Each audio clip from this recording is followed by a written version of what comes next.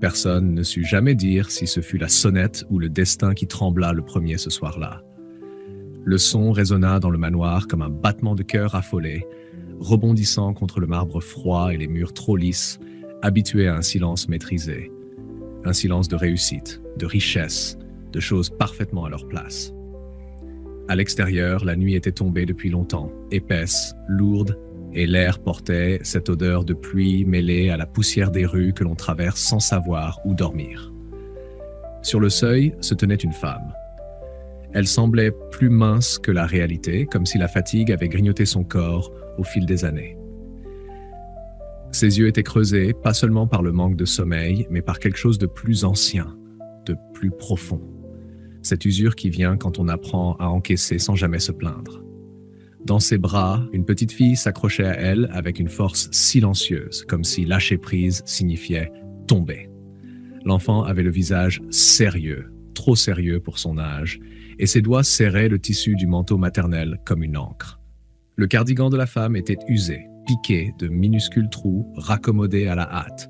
Ses chaussures portaient la poussière de trop de kilomètres parcourus, sans destination sûre, de trottoirs, de gares, de portes fermées avant même qu'on ait pu frapper. Elle se tenait droite pourtant, le dos tendu par un reste de fierté qui refusait de céder complètement. Lorsqu'elle parla, sa voix était basse, fragile, comme une porcelaine fêlée que l'on craint de briser en la touchant. Elle ne demanda ni argent, ni aide durable, ni pitié. Une seule phrase, formulée avec une retenue presque douloureuse. Elle proposait de nettoyer la maison, en échange d'un repas. Pas une assiette pleine de promesses, juste de quoi calmer la faim de son enfant pour une nuit. La porte s'ouvrit. L'homme qui apparut était grand, impeccablement vêtu, le visage marqué par l'assurance de ceux qui contrôlent leur existence à coups de décisions et de signatures.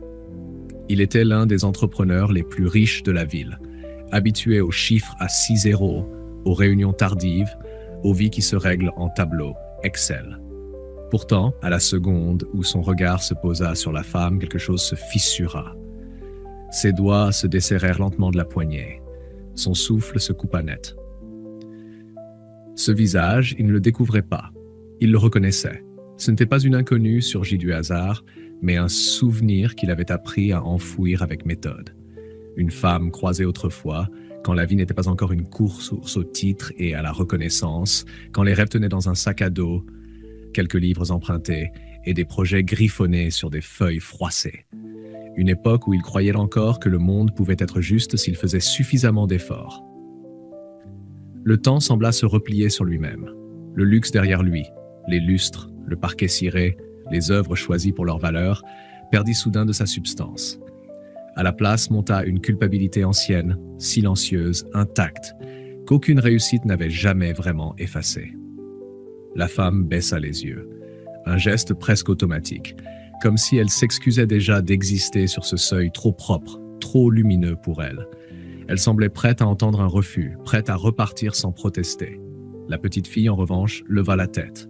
Elle observa l'homme sans peur, avec cette curiosité grave que seuls les enfants privés de sécurité développent. Son regard n'accusait pas.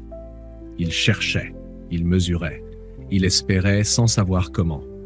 Ce regard le frappa plus fort que n'importe quelle parole. Derrière lui, le manoir brillait d'un confort presque indécent.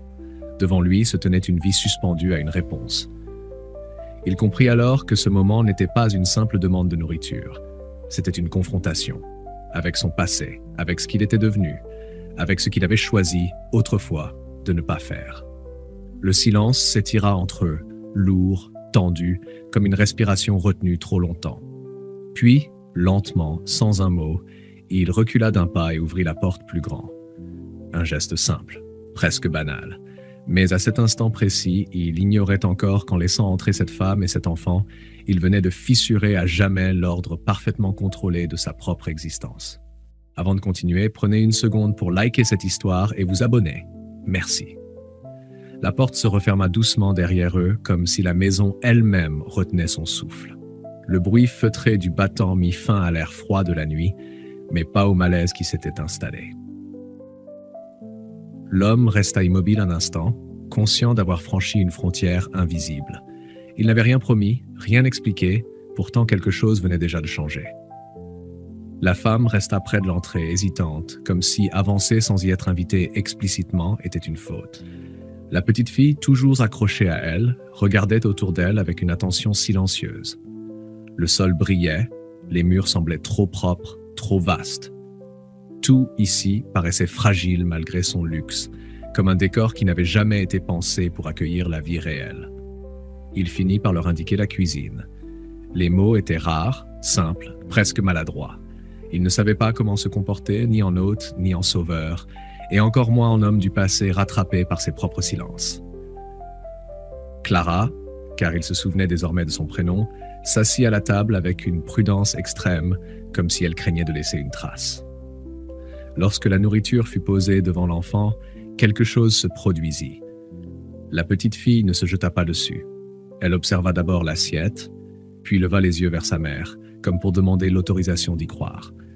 Clara hocha doucement la tête. Alors seulement l'enfant commença à manger, lentement, avec une concentration presque grave, comme si chaque bouchée devait être mémorisée. Ce silence-là était différent de celui du seuil. Il n'était plus tendu, mais chargé de ce qui n'était pas dit, de ce qui pesait encore trop lourd pour être formulé. Clara n'aimait pas parler de son passé. Les mots, pour elle, n'étaient jamais neutres. Ils réveillaient des images, des odeurs, des sensations qu'elle avait appris à enfermer derrière un calme de survie. Pourtant, assise à cette table trop grande, voyant sa fille manger sans crainte pour la première fois depuis longtemps, quelque chose céda. Elle parla d'abord, par fragments, sans ordre, comme si raconter de façon linéaire était encore trop dangereux. Elle évoqua sa jeunesse, cette période où tout semblait possible, où elle croyait que l'amour suffisait à construire un avenir solide. Elle s'était mariée tôt, convaincue que la stabilité viendrait avec les promesses prononcées à voix haute. À l'époque, elle semblait sincère. Puis sa voix changea légèrement. Les coups n'avaient pas commencé tout de suite. D'abord, il y avait eu les mots, les reproches dissimulés derrière des plaisanteries, les silences qui duraient trop longtemps, la peur de dire quelque chose de travers, de rentrer trop tard, de sourire au mauvais moment. Peu à peu, la maison était devenue un endroit où elle marchait sur des éclats invisibles. Lorsqu'elle avait enfin trouvé le courage de partir, elle n'avait emporté que l'essentiel. Son enfant, une valise trop légère et une détermination fragile. Mais le monde dehors n'était pas plus tendre. Une facture d'hôpital qu'elle ne pouvait pas payer, des emplois acceptés sans poser de questions, des horaires impossibles. Des salaires qui disparaissaient avant même la fin du mois. Elle parla de la fatigue qui s'accumule sans jamais disparaître, de ce moment où le corps décide avant l'esprit qu'il n'en peut plus. Le travail avait disparu. Puis l'appartement. Elle évoqua les bancs d'église, froids même en été, les nuits passées à murmurer des histoires inventées pour masquer la faim de sa fille. Les amis qui promettent d'aider juste une fois, puis cessent de répondre quand l'urgence devient permanente. Elle ne parlait ni avec colère, ni avec amertume. Il n'y avait pas de reproche dans sa voix, seulement une lucidité tranquille, presque dérangeante. « C'est comme ça que les choses se sont passées », dit-elle enfin, simplement, comme si le monde n'avait fait que suivre une logique implacable. L'homme l'écoutait sans l'interrompre. Chaque phrase réveillait un souvenir précis. Il se rappelait Clara telle qu'elle était autrefois, discrète, digne, toujours polie, même quand personne ne regardait. Il se souvenait surtout de ce soir-là, un couloir, des voix étouffées derrière une porte, son hésitation, puis ce choix, rapide et confortable, de détourner les yeux. À l'époque, il s'était dit que ce n'était pas son rôle, pas son problème. Assis face à elle aujourd'hui, il comprenait que ce moment l'avait façonné autant que ses réussites, que certaines absences pèsent plus lourd que des actes. Le silence retomba, mais il n'était plus vide. Il était dense, habité, comme une question suspendue entre eux. Une question qu'il ne pouvait plus ignorer. Le silence resta longtemps suspendu entre eux, lourd de tout ce qui venait d'être dit et de ce qui ne l'avait jamais été. Aucun des deux ne chercha à le rompre immédiatement. Il n'y avait plus d'urgence à combler le vide par des mots. Ce silence-là contenait une décision en train de naître. La nuit passa sans événement spectaculaire, mais elle marqua un basculement. Clara dormit peu, réveillée avant l'aube par réflexe plus que par nécessité. Son corps ne savait pas encore qu'il pouvait se reposer. Elle se leva doucement pour ne pas réveiller sa fille et observa la chambre dans laquelle elles avaient été installées. Les draps propres, la chaleur constante, l'absence de bruit extérieur lui semblaient presque irréels. Tout paraissait provisoire, comme si le monde pouvait à tout moment lui rappeler que rien ne dure. Pourtant, au lieu de rester immobile, elle chercha à s'occuper. Dans la cuisine, elle rangea, nettoya, essuya des surfaces déjà propres. Non par obligation, mais pour retrouver un semblant de contrôle, une utilité qui la protégeait de la honte d'accepter sans donner. Quand l'homme entra et la surprit à l'œuvre, elle s'excusa aussitôt, craignant d'avoir franchi une limite invisible. Il secoua simplement la tête. Ce qu'il voyait n'était pas quelqu'un qui profitait, mais quelqu'un qui essayait de rester digne. Les jours suivants s'installèrent dans une lenteur inhabituelle pour deux personnes habituées à survivre chacune à leur manière. Il posa peu de questions, laissant à Clara le choix du rythme. Elle, de son côté, continua d'aider, mais quelque chose changea progressivement. Ses gestes devinrent moins fébriles, plus assurés. Elle ne cherchait plus à mériter sa place à chaque seconde. Elle commençait timidement à habiter l'espace. Sa fille fut la première à se transformer visiblement. La vigilance constante qu'elle portait dans le regard s'adoucit. Ses épaules cessèrent d'être crispées. Elle explora le jardin, toucha les fleurs comme pour vérifier qu'elles étaient réelles, courut pieds nus sur l'herbe humide. Un rire finit par s'échapper, léger, presque surpris. Ce son résonna dans la maison et frappa l'homme en plein cœur. Il réalisa à quel point ces murs avaient été silencieux et combien ce silence l'avait arrangé. Un après-midi, la petite fille découvrit un vieux piano oublié contre un mur du couloir.